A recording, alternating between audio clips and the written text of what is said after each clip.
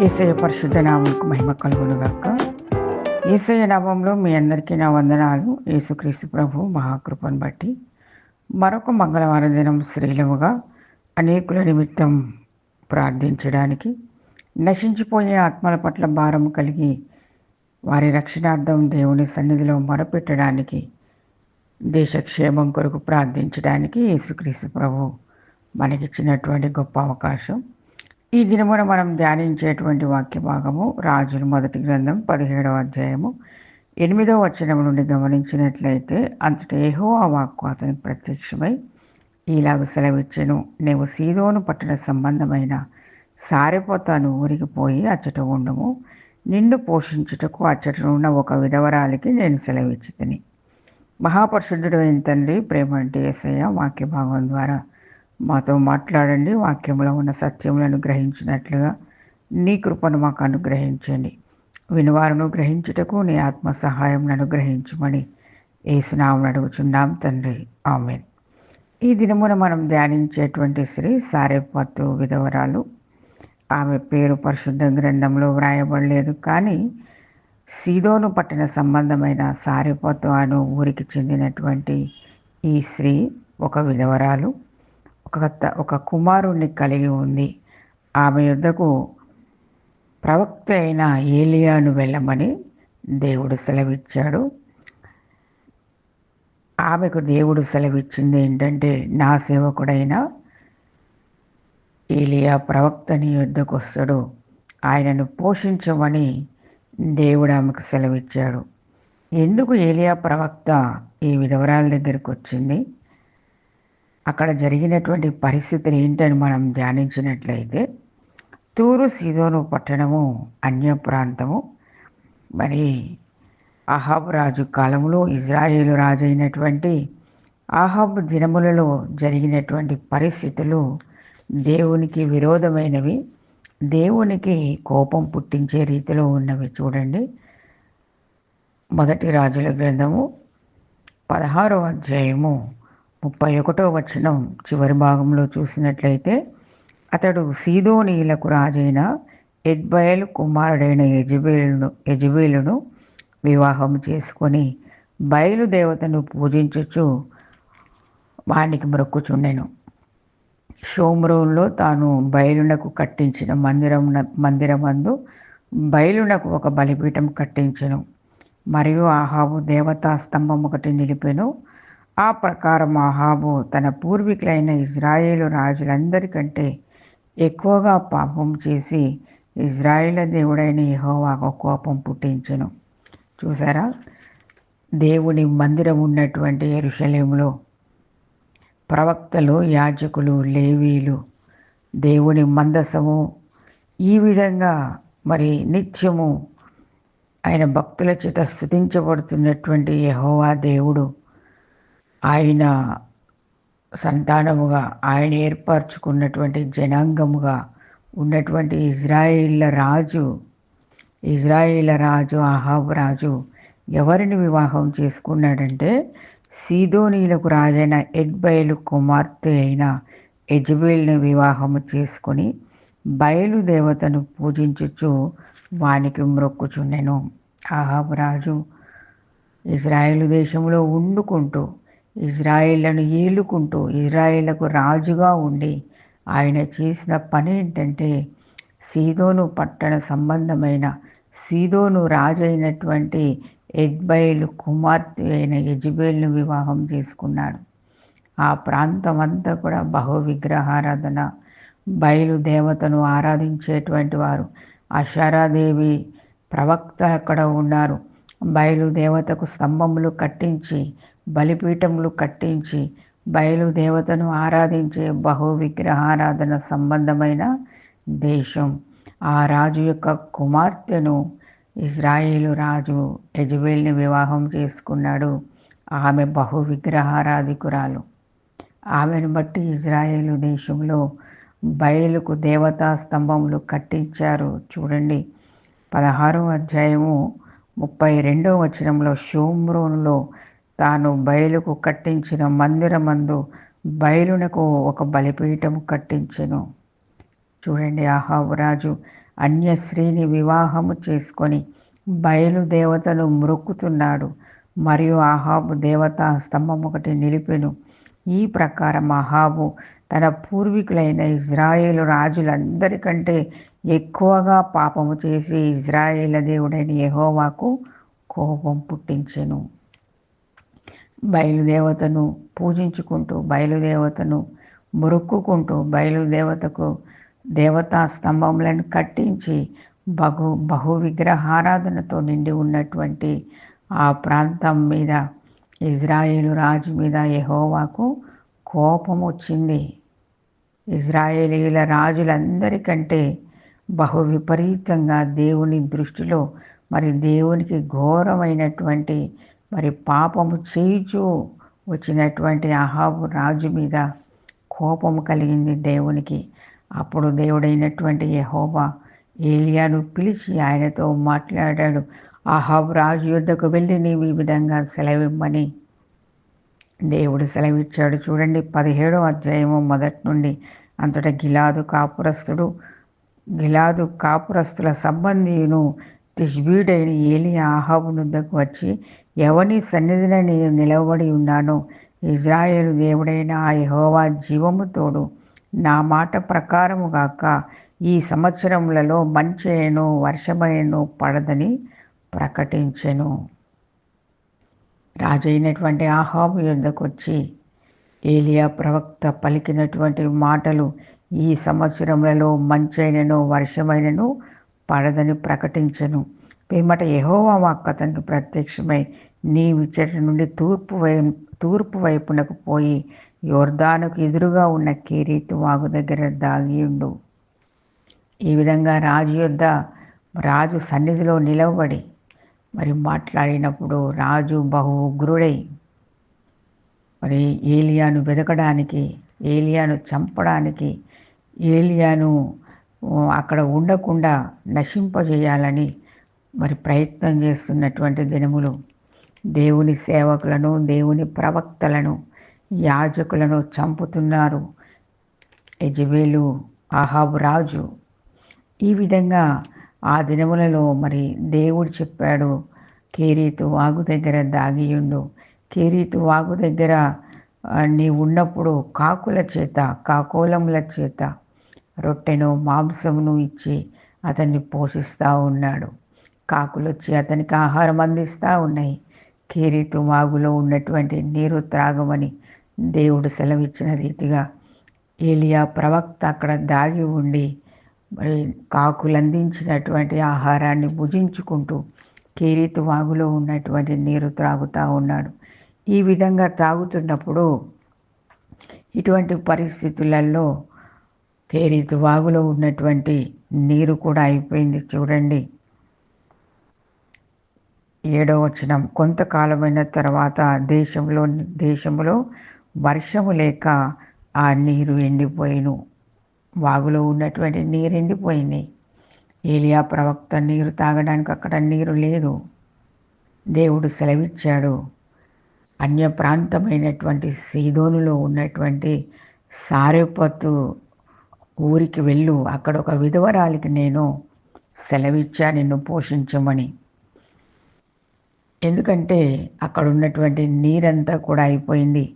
ఎంత కరువు వచ్చిందంటే చూడండి 18వ అధ్యాయము 5వ వచనంలో, ఆహాబు దేశంలోని ఉదకదారులన్నిటినీ నదులన్నిటినీ చూడబోయి పశువులన్నిటినీ పోగొట్టుకొనకుండా గుర్రములను కంచెర గాడిదలను ప్రాణములతో కాపాడుటకై మనకి గడ్డి దొరుకునేమో తెలుసుకొనుమని ఓబద్యాకు ఆజ్ఞ ఇచ్చెను. కాబట్టి వారు దేశమంతటా సంచరింపవలనని చెరియొక పాలు తీసుకొని ఆహాబు ఒంటరిగా ఒకవైపునకును, ఓబద్యా ఒంటరిగా ఇంకొక వైపునకును వెళ్ళిరి.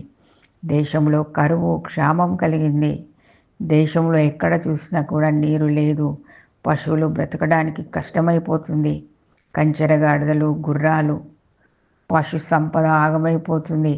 అహాబు రాజు ఓబద్యా అతని గృహ నిర్వాహకుడైనటువంటి ఓబద్యాను పిలిచి దేశమంతటా సంచరించి ఎక్కడ నీరుందో, ఉదకదారలు ఎక్కడున్నాయో వెతుకమని ఇద్దరు చెరొక వైపు మరి ప్రయాణమై వెళ్ళారు.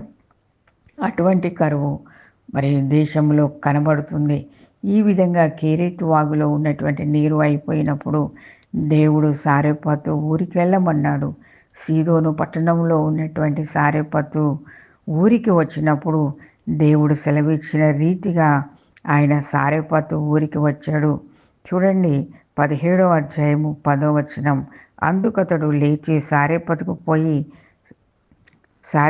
పోయి పట్టణపు గవుని యొద్దకు రాగా ఒక విధవరాలు అచ్చట కట్టెలు ఏరుట చూచి ఆమెను పిలిచి త్రాగుటకై పాత్రలో కొంచెము నీళ్లు నాకు తీసుకురమ్మని వేడుకొనెను. ఆమె నీళ్లు తేబోచుండగా అతడు ఆమెను మరలా పిలిచి నాకు ఒక రొట్టె ముక్కను నీ చేతిలో తీసుకొని రమ్మని చెప్పెను. చూసారా, నీరు తాగలేదు. కేరీతు వాగు ఎండిపోయింది. కేరీతు వాగులో నీరు లేదు. ఏలియా మరి దాహముతో వచ్చాడు సారెపతుకు. అక్కడ కర్ర పుల్లలు ఏరుకుంటున్నటువంటి విధవరాలు అక్కడ కనబడింది. ఆమెను అమ్మ అని పిలిచి నాకు త్రాగడానికి కొన్ని నీళ్లు తీసుకురమ్మన్నాడు. ఆమె నీళ్లు తీసుకురావడానికి మరి వెళ్ళేలోపు మరొకసారి ఆమెను పిలిచి మరి ఆమె నీళ్లు తేబోచుండగా అతడు ఆమెను మరలా పిలిచి నాకు ఒక రొట్టె ముక్కను నీ చేతిలో తీసుకొని రమ్మని చెప్పాను. ఈ విధంగా విధవరాల్ని కలుసుకున్నాడు ఏలియా ప్రవక్త. కొన్ని నీళ్లు తీసుకొని రమ్మని మరి ఆమెకు సెలవిచ్చినప్పుడు ఆమె లోనకు వెళ్తూ ఉంది. వెళ్తున్నప్పుడు మరలా పిలిచి అమ్మ ఒక రొట్టె ముక్క నీ చేతితో నాకు తీసుకొని రమ్మన్నప్పుడు ఆ విధవరాలు ఏమన్నదంటే చూడండి, అందుకు ఆమె నీ దేవుడైన యెహోవా జీవము తోడు తొట్టిలో పట్టెడు పిండియు బుడ్డిలో కొంచెం నూనెయు నా యొద్ద ఉన్నవే గాని అప్పమొకటైనను లేదు. మేము చావక ముందు నేను ఇంటికి పోయి వాటిని నాకును నా బిడ్డకును సిద్ధము చేసుకునవలనని కొన్ని పుల్లలు ఏరుటకై వచ్చి తినాయను. చూసారా, ఆమె ఏమన్నదంటే నీ దేవుడైన యెహోవా జీవము తోడు. ఆమె అన్యురాలు, అన్య ప్రాంతం, అన్య దేశంలో ఉంటున్నటువంటి ఆమె అన్య దేశంలో నివాసం ఉంటుంది. ఆమె తన యొక్క కుమారుడు పైనుంచి ఆమె విధవరాలు. మరి ఆమె ఏమంటుందంటే ఈ ఒక్క రాత్రికి సరిపోయేటువంటి పిండి మాత్రము ఒక బుడ్డిలో కొంచెం నూనె మాత్రమే ఉంది. వాటిని తిని మేము చనిపోవాలనుకుంటున్నాం. యెహోవా జీవము తోడు మా దగ్గర కొంచెమే ఉంది అని మరి ఆయనతో చెప్తా ఉంది ఈ విధవరాలు. చూడండి, దేవుడు ఏ విధంగా మరి ఆ విధవరాల్ని ఆశీర్వదించడానికి విధవరాలు యొక్క మనస్తత్వాన్ని ఎరిగినటువంటి దేవుడు ఆమెను పోషించడానికి మరి ప్రవక్తను ఆమె యుద్ధకు పంపించాడు. ఎందుకు సారెపాతు మరి అన్య ప్రాంతంలోకి దేవుడు పంపించాడంటే ఆహాబు రాజు తిరగని ప్రాంతం లేదు ఏలియా ప్రవక్తను చంపించడానికి. చూడండి, మొదటి రాజుల గ్రంథం 18వ అధ్యాయము 10వ వచనంలో చూడండి, నీ దేవుడైన యెహోవా జీవముతోడు నిన్ను చిక్కించుకొనవలనని నా ఏలినవాడు దూతలను పంపించని జనం ఒకటైనను లేదు, రాజ్యం ఒకటైనను లేదు. అతడు ఇక్కడ లేదనియు అతని చూడలేదనియు వారు ఆయా జనముల చేత రాజ్యముల చేతను ప్రమాణం చేయించుచూ వచ్చిరి. మరి ప్రవక్త అయినటువంటి ఏలియాను మరి వారు వెతుకుతూ ఉన్నారు. ఆహాబు రాజు ఆయన జనాంగం అంతా వెతుకుతూ ఉన్నారు. ఎక్కడ కనబడితే అక్కడిని మరి చంపించేయాలా. ఎందుకంటే ఈ విధమైనటువంటి శాపాన్ని పెట్టాడు. ఈ విధంగా దేశంలో కరువు రావడానికి ఇతనే కారణం. వర్షం కురవకుండా, మంచు కురవకుండా మరి ఇతనే ఆజ్ఞాపించాడు. ఏలియా ప్రవక్త రోషము కలిగినటువంటి ప్రవక్త. ఆయన మాట సెలవిస్తే యెహోవా జీవము తోడు ఏదైనా కానీ ఆయన చేయగలడు. అంత మరి శక్తివంతమైనటువంటి మరి అంత బలమైనటువంటి ప్రవక్త. దేవుణ్ణి వేడుకున్నప్పుడు ఆకాశం నుండి అగ్ని కురిపించాడు. ఈ విధంగా మరి ఆయన బలమైనటువంటి ప్రవక్త. ఎక్కడ కనబడితే అక్కడ చంపాలని ఆయనను వెతుకుతున్నప్పుడు ఎవ్వరు కూడా ఆయనను గురించినటువంటి సమాచారం అందించలేకపోయారు. ఎందుకంటే సారేపాతు ఊరిలో ఒక విధవరాలి దగ్గర ఉన్నాడు ప్రవక్త. ఈ విధంగా మరి దేవుడు విధవరాలి యొద్దకు పంపించాడు. చూడండి, లూకా సువార్త 4వ అధ్యాయము 25వ వచనం చూడండి. ఏలియా దినములయందు 3 ఏండ్ల 6 నెలలు ఆకాశము మూయబడి దేశమంతటను గొప్ప కరువు సంభవించినప్పుడు ఇజ్రాయేలులో అనేక మంది విధవరాండ్రుండినను ఏలియా సీదోనులోని సారెపతు అను ఊరిలో ఉన్న ఒక విధవరాలి యొద్దకే గాని మరి ఎవరి యొద్దకును పంపబడలేదు.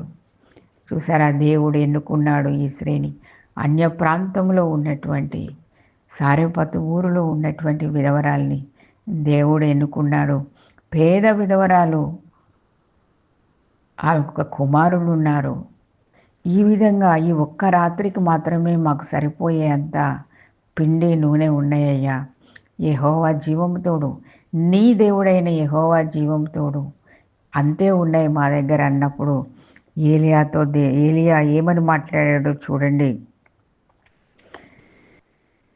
మొదటి రాజుల గ్రంథం 17వ అధ్యాయము 12వ వచనంలో, అందుకామె నీ దేవుడైన యెహోవా జీవము తోడు, తొట్టిలో పట్టెడు పిండియు బుడ్డిలో కొంచెం నూనెయు నా యొద్ద ఉన్నవే గాని అప్పమొకటైనను లేదు. మేము చావక మునుపు నేను ఇంటికి పోయి వాటిని నాకును నా బిడ్డకును సిద్ధము చేసుకొనవలెనని కొన్ని పుల్లలు ఏరుటకై వచ్చితినాయను. అప్పుడు ఏలియా ఆమెతో ఇట్లైను, భయపడవద్దు, పోయి నీవు చెప్పినట్లు చేయుము. అయితే అందులో నాకొక చిన్న అప్పం మొదట చేసి నా యొద్దకు తీసుకొని రమ్ము.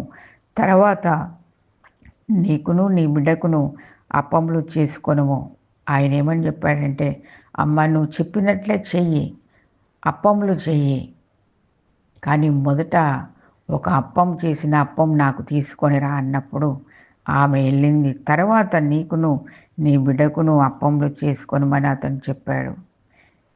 ఏలియా ప్రవక్త ఏ విధంగా అయితే చెప్పాడో ఆయన మాటకు లోబడింది. ఎందుకంటే దేవుడు ముందుగానే ఆమె మనసు ఎరిగిన దేవుడు, ముందుగానే ఆమెకి సెలవిచ్చిన దేవుడు, ఆమె మనసును ఎరిగినటువంటి దేవుడు ఆమెను ఆశీర్వదించడానికి ఇష్టపడ్డాడు, ఆమెను పోషించడానికి ఇష్టపడ్డాడు.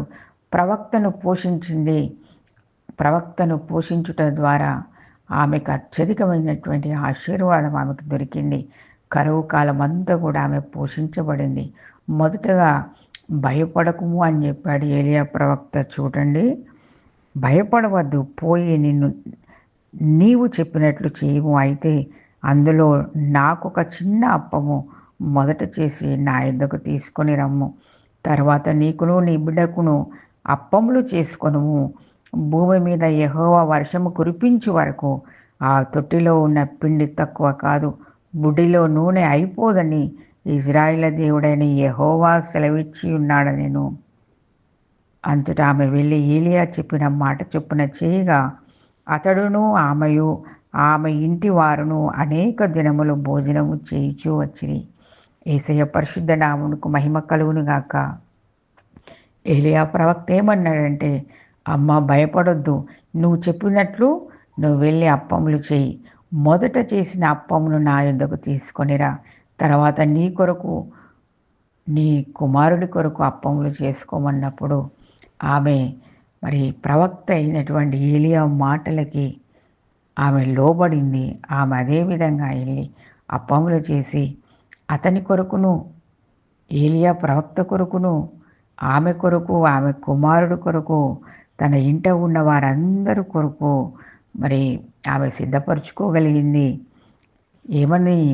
ఏమని సెలవిచ్చాడంటే, ప్రవక్త అయినటువంటి ఏలియా 14వ వచనం, భూమి మీద యెహోవా వర్షము కురిపించే వరకు ఆ తొట్టిలో ఉన్న పిండి తక్కువ కాదు, బుడ్డిలో నూనె అయిపోదని ఇజ్రాయేలు దేవుడైన యెహోవా సెలవిచ్చుచున్నాడనెను.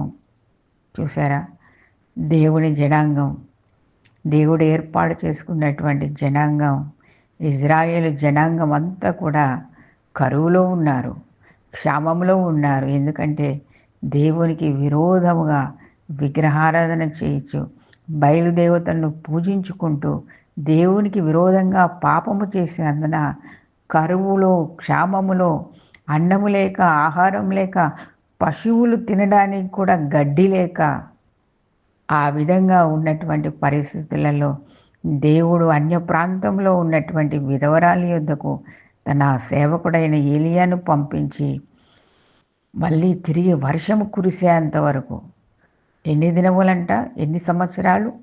3.5 సంవత్సరాలు. 3 సంవత్సరాల 6 నెలలు అని అక్కడ వ్రాయబడి ఉంది. లూకా సువార్త 4:25 3 సంవత్సరాల 6 నెలలు. ఈ విధంగా వర్షము కురిసేంత వరకు కూడా ఆమె తొట్టిలో ఉన్నటువంటి పిండి అయిపోలేదు, తన బుడ్డిలో ఉన్నటువంటి నూనె అయిపోలేదు. ఈ విధంగా దేవుని ఆశీర్వాదం ఆమె ఇంటి మీదకి వచ్చింది.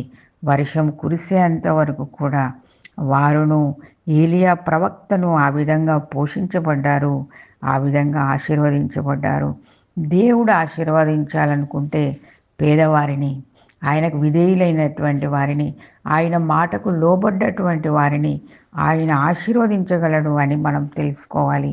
చూడండి, ఆదికాండము 14:21 సొదొమ రాజు మనుషులను నాకిచ్చి ఆస్తిని నీవే తీసుకొనుమని అబ్రాముతో చెప్పగా, అబ్రాము నేనే అబ్రామును ధనవంతునిగా చేసి తినని నీవు చెప్పకుండానట్లు ఒక నూలు పోగైనను చెప్పుల వారైనను నీ వాటిలో ఏదైనాను తీసుకొనని ఆకాశమునకును భూమికిని సృష్టికర్తయును సర్వోన్నతుడగు దేవుడైన యెహోవా ఎదుట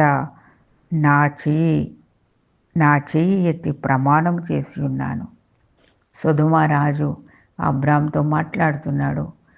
సొదొమ రాజు మీదకి యుద్ధానికి వచ్చినటువంటి రాజులు ఆ దేశంలో ఉన్నటువంటి స్త్రీలను, పురుషులను, ఆస్తిని అంతా ఎత్తుకొని పోతున్న సమయంలో అబ్రాము తన వారిని తీసుకొని, వారు పోగొట్టుకున్న సమస్తాన్ని తిరిగి తీసుకొని వచ్చినందుకు సొదొమ రాజు ఏమంటున్నాడంటే,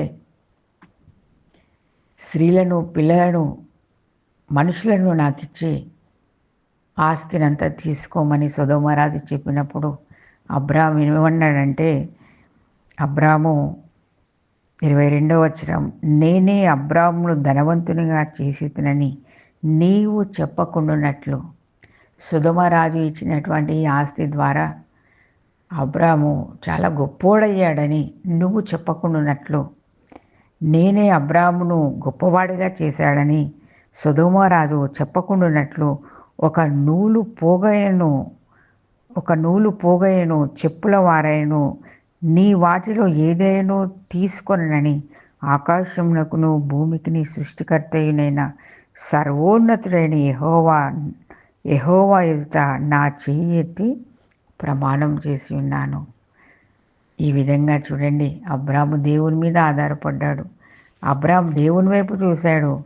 అబ్రాము మరి సామాన్యుడు కాదు, గొప్పవాడు, ధనవంతుడు, పశువులు, ఆస్తులు, మరి గొప్ప గొప్ప ఆస్తిపరుడు. చూడండి, ఆదికాండం 24 అబ్రాము బహుకాలం గడిచిన వృద్ధుడై ఉండెను. అన్ని విషయములలోనూ యెహోవా అబ్రామును ఆశీర్వదించెను. ఈ విధంగా దేవుడు గొప్ప మరి జనాంగంగా అబ్రామును ఆశీర్వదించాడు. బహుకాలము గడిచిన వృద్ధాప్యం వరకు అతను జీవించాడు. ధనధాన్యాలు, పనివారు, దాసదాసీలు, గొర్రెలు, పశువులు, మరి ఎన్నో రకములైనటువంటి వెండి, బంగారం, ఆస్తి, ఐశ్వర్యాలను కలిగి ఉన్నాడు అబ్రాము. దేవుడు అబ్రామును ఆశీర్వదించాడు. మనుషులిచ్చే ఆస్తి, మనుషులు చేసే గొప్పతనం, మనుషులిచ్చే ఐశ్వర్యం, వాటి ద్వారా నేను పైకి రాలేను. మనుషులు చెప్పుకుంటారు, కొద్దిగా సహాయం చేసి నా వల్లనే వీడు పైకొచ్చాడు, నా వల్లనే వీడు గొప్పవాడయ్యాడు, నా ద్వారానే వీడు బాగుపడ్డాడు, బ్రతికినంతకాలం చెప్పుకుంటారు. చూడండి, అబ్రాము ఏ విధంగా అన్నాడంటే, సొదొమ రాజు ఏమనుకుంటాడంటే, నేనే అబ్రామును గొప్పవాడిగా చేశాను, నేనిచ్చిన ఆస్తి ద్వారానే గొప్పవాడయ్యాడు అని చెప్పకుండానట్లు అబ్రాము ఒక నూలు పోగైనను అతని దగ్గర తీసుకోలేదు. సర్వోన్నతుడైన దేవుని ఎదుట అతను తన చేయి ఎత్తి ప్రమాణం చేశాడు. ఈ విధంగా మరి దేవుడైన యెహోవా ఆయనిచ్చేటువంటి ఆశీర్వాదం, ఐశ్వర్యాన్ని కలిగిస్తుంది. చూడండి, కరువు కాలం అంతా కూడా తిరిగి వర్షం కురిసేంత వరకు కూడా ఈ విధవరాలు మరి పోషించబడింది. ఆమె మాత్రమే కాదు, ఆమె కుమారుడు, తన ఇంటివారు, తన వారందరూ కూడా బ్రతికారు. తొట్టిలో ఉన్నటువంటి పిండి అయిపోలేదు. దేవుని నామాన్ని బట్టి గిన్నెడు చన్నీళ్ళు ఇస్తే దాని ప్రతిఫలాన్ని పోగొట్టుకోరని దేవుడు సెలవిచ్చిన రీతిగా ఒక ప్రవక్తను చేర్చుకుంది. ప్రవక్త మాటకు లోబడింది. ఆ విధంగా దేవుడు ఆశీర్వదించాడు. దేవుడైన యెహోవా ఏర్పాటు చేసుకున్న జనాంగం అంతా కూడా కరువులో నశించిపోతున్నారు. కానీ అన్య ప్రాంతంలో ఉన్నటువంటి స్త్రీ విధవరాలు ఆశీర్వదించబడుతుంది. సమృద్ధికరమైన ఆహారాన్ని తింటుంది. మరి గొప్ప గొప్ప మరి తన వారందరితో కలిసి విందు చేసుకుంటుంది. ఎంతో సంతోషంగా గడుపుతుంది. ఆ సమయంలో ఏం జరిగిందో చూడండి.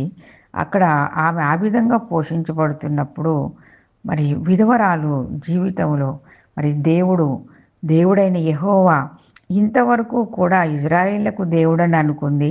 అందుకని ఏలియాతో నీ దేవుడైన యెహోవా జీవము తోడు అని ఆమె పలికింది. కానీ ఆమె జీవితంలో జరిగినటువంటి సంఘటన ద్వారా మరి జీవం కలిగినటువంటి దేవుడు ఆమె కూడా దేవుడే అని ఆమె గ్రహించగలిగింది. ఆమె జీవితంలో కూడా మరి ఒక గొప్ప కార్యం అక్కడ జరిగింది. చూడండి, మొదటి రాజుల గ్రంథం 17వ అధ్యాయము 17వ వచనం చూడండి. అటు తర్వాత ఆ ఇంటి యజమానురాలైన ఆమె కుమారుడు రోగి అయి ప్రాణము నిలువజాలనంత వ్యాధి గలవాడాయను. ఆమె ఏలియాతో, దైవజనుడా, నా యొద్దకు నీవు రానిమిత్తమేమి? నా పాపమును నాకు జ్ఞాపకము చేసి నా కుమారుని చంపుటకై నా యొద్దకు వచ్చితివా అని మనవి చేయగా అతడు, నీ బిడ్డను నా చేతికిమ్మని చెప్పి ఆమె కౌగిటి నుండి వాడిని తీసుకొని తానున్న పై అంతస్తు గదిలోనికి పోయి తన మంచం మీద వాడిని పరుండబెట్టి. చూసారా, ఆమె జీవితంలో కూడా యెహోవా దేవుడు గొప్పవాడని, దైవజనుడు దేవుని సేవకుడని ఆమె గ్రహించినట్లుగా ఆమె జీవితంలో ఒక కార్యాన్ని దేవుడు అనుమతించాడు. అంతవరకు మరి ఆయన పోషించేవాడని, మరి గొప్ప అద్భుతం జరిగిందని మరి నమ్మింది. కానీ అంతవరకు యెహోవా దేవుడు నా దేవుడు అని ఆమె అంగీకరించలేకపోయింది. నీ దేవుడనే ఆమె అంతవరకు అన్నది. కానీ మరి ఈమె జీవితంలో జరిగినటువంటి సంఘటన ద్వారా నిజంగా యెహోవా దేవుడు గొప్ప దేవుడని ఆమె గ్రహించగలిగింది. ఆమె యొక్క కుమారుడు జబ్బు పడ్డాడు, బలహీనమైపోయాడు. మరి ఆ కుమారుడు చనిపోయాడు, వ్యాధి గలవాడై రోగి అయి మరి ప్రాణం విడిచాడు. అప్పుడు ఆమె ఏలియా ప్రవక్తతో ఏమంటుందంటే 18వ వచనంలో ఆమె ఏలియాతో, దైవజనుడా, నా యొద్దకు నీవు రానిమిత్తమేమి? నా పాపమును నాకు జ్ఞాపకం చేసి నా కుమారుని చంపుటకై నా యొద్దకు వచ్చితివా అని మనవి చేయగా. చూసారా, ఆమె పాపాన్ని జ్ఞాపకం చేసుకుంది. ఆమె తప్పిదాలు జ్ఞాపకం చేసుకుంది. నేను చేసిన తప్పిదాల వల్లనే మరి ఈ విధంగా జరిగిందా? నా కుమారుడు చనిపోయాడు, నా పాపాలు జ్ఞాపకం చేయడానికి నువ్వు వచ్చావా? చూడండి, మరి జీవం కలిగినటువంటి దేవుడు గొప్ప కార్యాన్ని ఆమె జీవితంలో చేశాడు. ఏలియా ప్రవక్త మరి ఆమె కౌగిట్లో నుండి ఆ కుమారుని తీసుకొని పై అంతస్తు గదిలోనికి పోయి ఆ మంచం మీద వాడిని పరుండబెట్టి, యెహోవా నా దేవా, నన్ను చేర్చుకున్న ఈ విధవరాలి కుమారుని చంపునంతగా ఆమె మీదకి కీడు రాజిస్తువా అని యెహోవాకు మొరపెట్టి ఆ చిన్నవారి మీద ముమ్మారు తాను పారచాచుకొని, యెహోవా నా దేవా, నా మొర ఆలకించి ఈ చిన్నవానికి ప్రాణము మరలా రానిమ్మని యెహోవాకు ప్రార్థింపగా, ఆమె పక్షంగా ఏలియా ప్రవక్త దేవుణ్ణి వేడుకుంటున్నాడు. అయ్యా, ఆమె కీడు ఆమె మీదకి రాజేసితివా? ఆమెను క్షమించు, ఆమెను మన్నించు, తిరిగి మరి కుమారుడికి ప్రాణాన్ని ఇమ్మని దేవుని సన్నిధిలో మొరపెట్టుకున్నాడు. దేవుని సేవకులు మన పక్షంగా విజ్ఞాపన చేసేటువంటి వారు. దేవుని సేవకులు మన గృహంలో ఏది లోటుగా ఉందో, ఏది కొరతగా ఉందో మరి దాన్ని ఎరిగి దేవుని సన్నిధిలో మొరపెట్టుకుంటారు. దాని ద్వారా దేవుడు ఆ కుటుంబాన్ని ఆశీర్వదిస్తాడు. ఆ కుటుంబం పక్షంగా మరి సేవకుడు వేడుకుంటాడని మనం మర్చిపోకూడదు.